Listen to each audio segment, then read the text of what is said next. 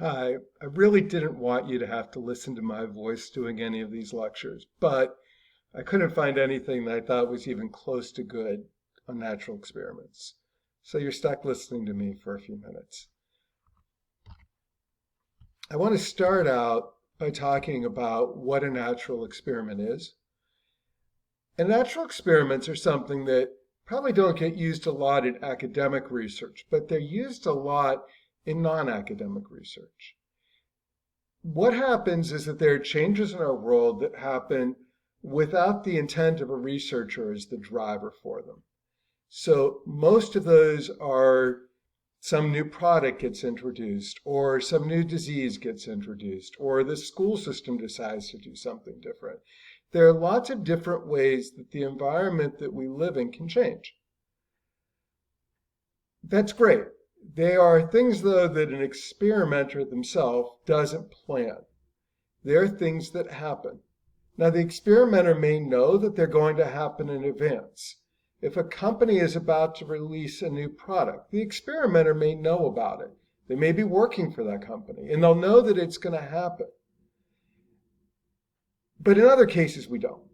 And let me give another where they do know. So, opening casinos in Massachusetts. Perhaps you wanted to know how that affected gambling addiction. That fact might be, you might know in advance the casinos were going to open in Everett and in Springfield and elsewhere. But you weren't the one as the experimenter who decided that we should open casinos. One of the more interesting examples that I can give, and one that's happening right now, is the COVID-19 epidemic and our response to it. That is a definite change in the way that our society is operating. And it gives us the opportunity to study some things that maybe we could never have studied before. There are exceptions where people plan to do things, and I guess the casinos example would have fit there. Sometimes a school or a school system will introduce a new educational curriculum or a new way that they're going to operate a classroom, or maybe they're going to introduce computers for students.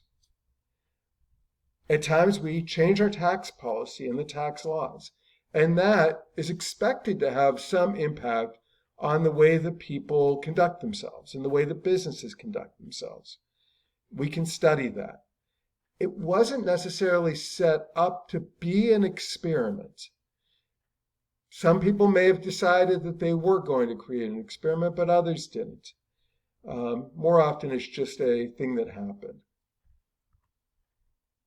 So natural experiments have intervention and control groups. They all still do. And they often look a lot like matched pairs. So we tend to associate the intervention and control groups sometimes as though they're matched pairs.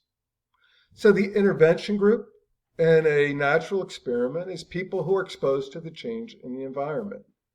That might be students who get the new curriculum or people who go to the casinos.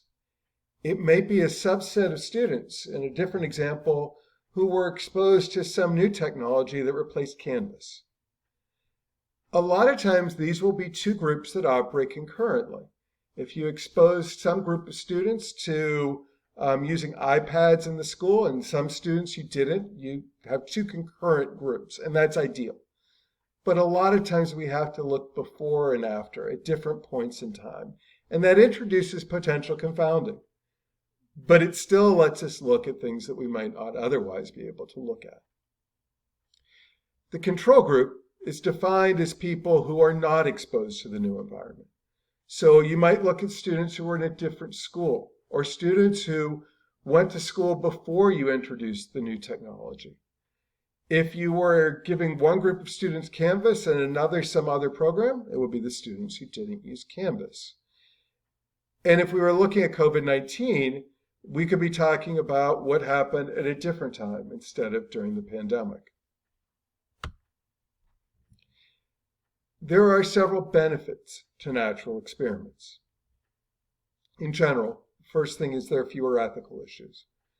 You are not, as the experimenter, changing people's environment. It's not something that you're doing.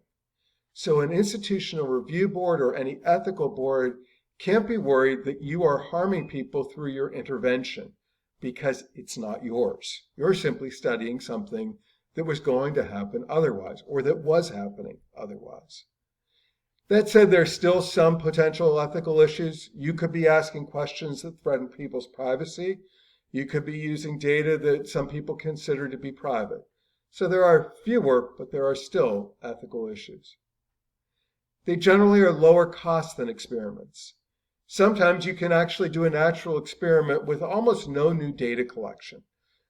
If you wanted to look at missed assignments and whether there were more missed assignments or fewer missed assignments with Canvas or the new program, you could simply go into data that the university has in the Canvas system and find out how many missing assignments there were with one system versus another. Another benefit is that there are often large numbers of people exposed to the change in the environment. So instead of having studies with 50 or 60 or 100 people on a good day, your study can have thousands of people. The intervention occurs naturally, so there usually are a lot of data potentially available.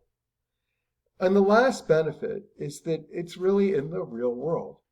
You're not studying some experiment in the laboratory in some contrived environment. You're studying something that happened in the actual world itself. So we don't have the same concerns about external validity, although some of the conclusions that we might draw might not generalize as well as people would like to think they do. Natural experiments have drawbacks. You don't get to decide what the intervention is. Usually somebody else is going to do it. And you have to be opportunistic. So something's changing in the environment. Massachusetts is making casino gambling legal, has already made it legal. But in the process of doing that, you realize there's an opportunity to study something you might not be able to study otherwise. So you could look at potential gambling in a lab experiment study to see how that might affect people's gambling addiction. But there'd be ethical issues about it, and it would still feel contrived. But if you were studying what happened when Encore Boston opens in Everett, that's a very real-world thing, and that has some benefits. Now, natural experiments often don't work well for basic research. So if we want to know how memory works, or how a particular, how something specific worked in terms of development, those are going to be harder things to study with natural experiments because we don't get to set up the specific interventions. But natural experiments probably work better for applied research. You also don't have random assignments, so you have less confidence that your control group and your intervention group are the same. You don't know which students went into the Canvas experiment. Were they chosen by administration to be a subgroup of students who they thought would be more willing to accept something new? Was it volunteers? Were they professors who said, I'd like to be using this? Were they certain departments? And sometimes people volunteer. And volunteers can be biased versus non-volunteers. The data analysis can also be more complicated, and often you have to use advanced statistical methods. That's a drawback of sorts, but once you get to know those methods, they're not that much more complicated. So I want you to study something about some real-world examples of natural experiments. There's a 90-second video that you'll watch after this in terms of the assignments for the week. I want to talk about a different one, though, one that I think I was part of. In 2016, Medicare instituted a program called the Comprehensive Care for Joint Replacement Program. And the idea of that program was that they would identify random markets, random communities across the country. And within those communities, hospitals were going to get paid a different way to treat patients with hip and knee replacements.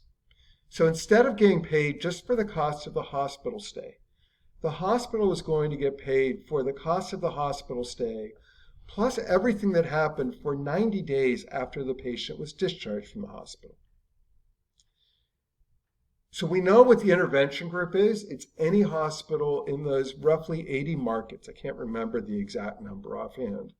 And the control group can be any hospital anywhere else in the United States. So there are a lot of things that we can compare. What happened to the readmission rate for hospitals that were in those markets versus hospitals that were not in participating markets? We can look at the percentage of patients who go to skilled nursing facilities or who get home health care after their discharge versus patients who don't. The main goal of the program was to save Medicare over $300 million across 5 years. So we can look at the total cost of care. We can look at how satisfied patients are with the care they received. All those are things that we can do through this natural, maybe even a field experiment would be a better term for it.